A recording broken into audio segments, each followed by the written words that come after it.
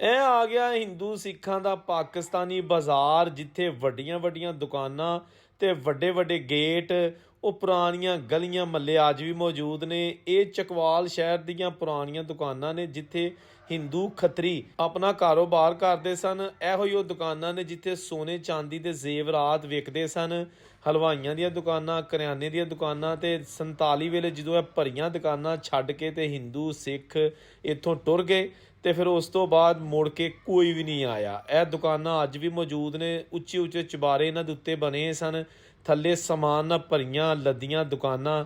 ਇਹ ਚਕਵਾਲ ਸਬਜ਼ੀ ਮੰਡੀ, ਪੁਰਾਣੀ ਸਬਜ਼ੀ ਮੰਡੀ, ਅਨਾਜ ਮੰਡੀ ਦਾ ਏਰੀਆ ਤੁਹਾਨੂੰ ਵਿਖਾਇਆ ਜਾ ਰਿਹਾ, ਜਿੱਥੇ ਦੋਸਤੋ ਇਹ ਦੁਕਾਨਾਂ ਤੇ ਮੌਜੂਦ ਨੇ ਜਿਨ੍ਹਾਂ ਨੂੰ ਜੰਦਰੇ ਵੱਜੇ ਨੇ। ਤੇ ਇੱਧਰ ਵੱਡੀਆਂ ਵੱਡੀਆਂ ਪਿੱਲਰਾਂ ਵਾਲੀਆਂ ਦੁਕਾਨਾਂ ਉੱਤੇ ਉਹਨਾਂ ਦੇ ਨਾਂ ਲਿਖੇ ਸਨ, ਜਿਹੜਾ ਕਿ ਹੁਣ ਸਭ ਕੁਝ ਮੁੱਕ ਗਿਆ। ਦੇਖੋ ਨਾ, 1947 ਦੀਆਂ ਯਾਦਾਂ ਵਾਲੀਆਂ ਚੀਜ਼ਾਂ ਤੁਹਾਨੂੰ ਵਿਖਾਈਆਂ ਜਾ ਰਹੀਆਂ ਨੇ। ਲੇਕਿਨ ਦੁੱਖ ਹੁੰਦਾ ਹੈ ਕਿ ਜਿਨ੍ਹਾਂ ਬਜ਼ੁਰਗਾਂ ਨੇ ਦੁਕਾਨਾਂ ਬਣਾਈਆਂ, ਉਹ ਅਰੂਜ 'ਤੇ ਸੀ ਕੰਮ, ਉਹਨਾਂ ਦਾ ਕਾਰੋਬਾਰ ਜਦੋਂ ਛੱਡ ਕੇ ਤੇ ਜਾਣਾ ਪੈ ਗਿਆ। ਇਹ ਜੇ ਸਾਰਾ ਕੁਝ।